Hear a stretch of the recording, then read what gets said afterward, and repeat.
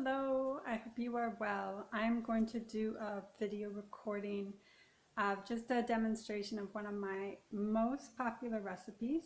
It's a vegan lasagna. Everybody loves it and my husband's favorite.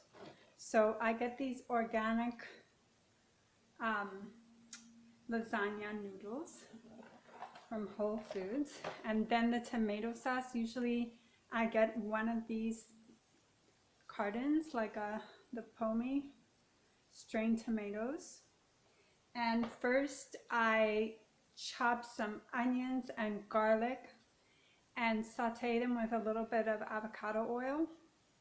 And for the meat, I did use a different variety of things. Like at one time I used crumbled seitan.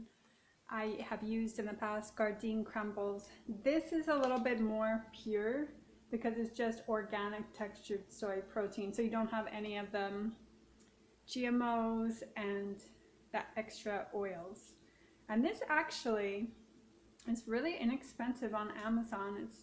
It's only $3. So when I want like a beef crumble, that is more pure than the Gardein, because Gardein is non-organic wheat and also has canola oil. But it's up to you. And then for the spinach ricotta layer, so I layer it. Like first I do the tomato sauce, and then the lasagna noodles, and then I do like a ricotta. So I take a block of tofu, and you could use a bag or 2 bags of this frozen spinach. I get mine from Whole Foods. And what I do is I put it in the food processor, but I don't blend it like entirely smooth. It's just like I guess a ricotta cheese, and in the ricotta cheese I add lemon juice and also like lots of salt. And you can also, I believe I also do add this feta, BioLife feta, vegan feta, to the ricotta layer. So I alternate. At the bottom of the pan I put the tomato sauce, then the noodles, then the ricotta, then noodles, then tomato sauce, then ricotta. And I cook it for about 40 minutes in the oven, probably at about, I want to say about 400.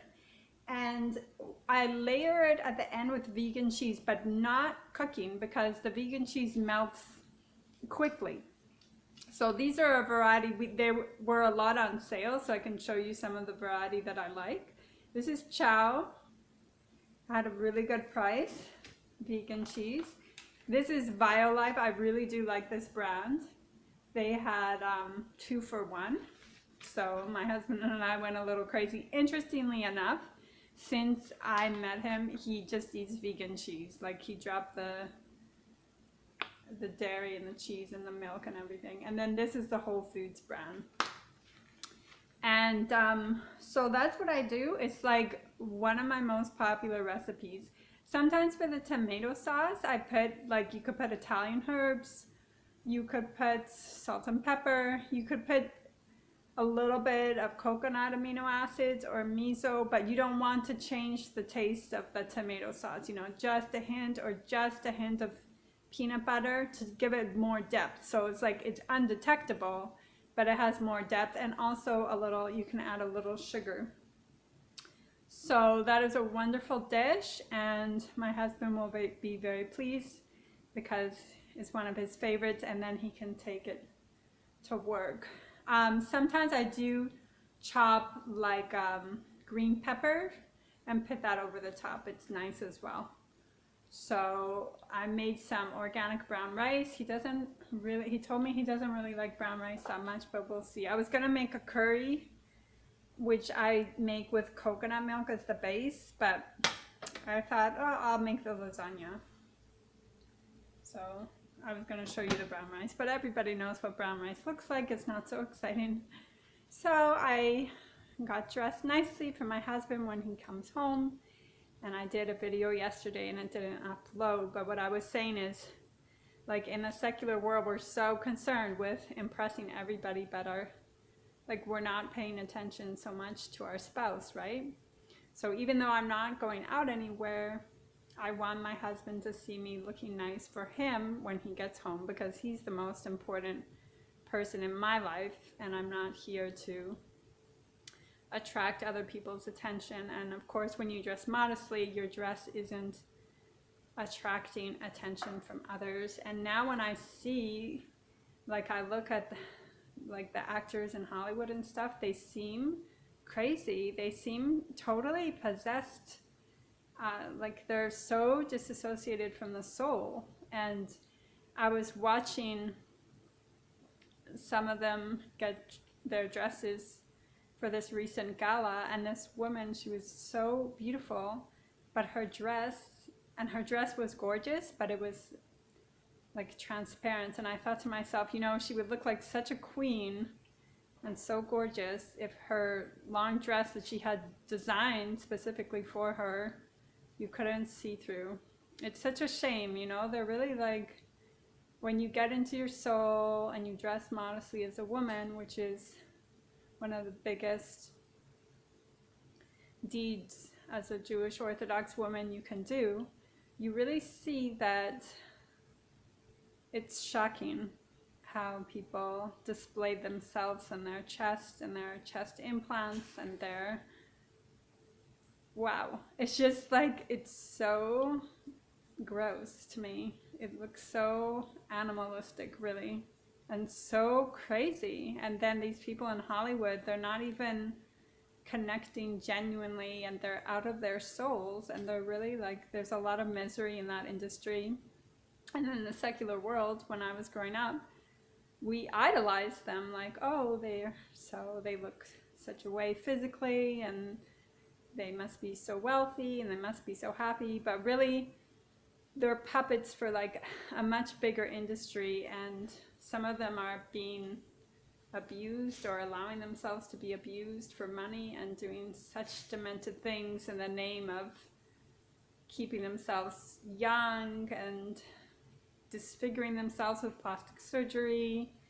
And whenever I see somebody who's done, you know, the surgery and the implants, and it looks terrible, honestly. It really does. And it's almost like, because they're around each other so much, and that's what everybody's doing, they're convinced that they have all these deficiencies, and they're so uncomfortable with themselves, and it's really crazy. And it's so nice to be in a good place, you know, at peace. And another thing I was thinking about, because I often think about narcissists, because I've had so many in my life, and I'm so empathic, that what a narcissist does is they put you on a pedestal and they idealize you, but they're continually trying to find like the cracks within you and your faults. And then in the end, they're so disappointed that you're not this image of perfection for them, to soothe them emotionally, to regulate them emotionally.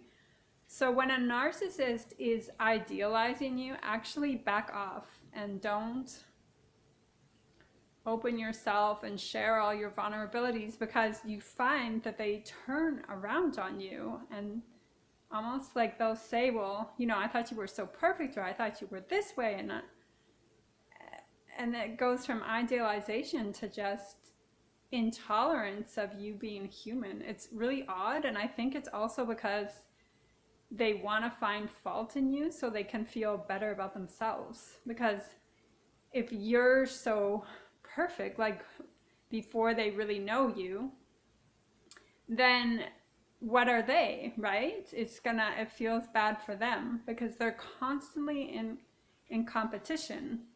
So they can't like allow you to be happy and to have things and to have your blessing, because then it is a threat to what they could have. It's such a crazy dance, I swear. Just get away from all narcissists and personality disorder. Just be like very nice and very unavailable.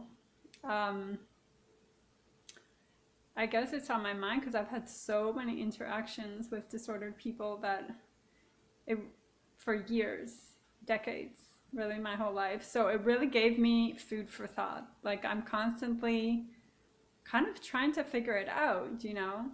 Um, but, you know, life is good. And I was listening to a video today about finding your soul family, and she's really true. Work through what you need to work through and be yourself. Because if you're not yourself, how can you find your friends that are for you? And at the same time, believe that it will happen, but don't be desperate. Like it'll happen when it happens, you know? So if you feel lonely, I found that going and walking to the stores and meeting the shopkeepers really helped. In fact, I had a few at my wedding and we became friendly, and we're still friends.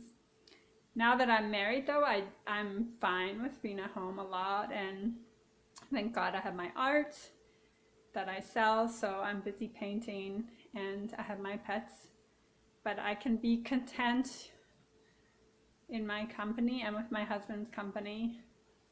But I know, you know, when one was single, when I was single, it was kind of a necessity for me to get out and talk to people and interact. So I found that meeting shopkeepers and people in art galleries and having one-on-one conversations, because I'm shy, really helped me blossom and made me feel confident socializing.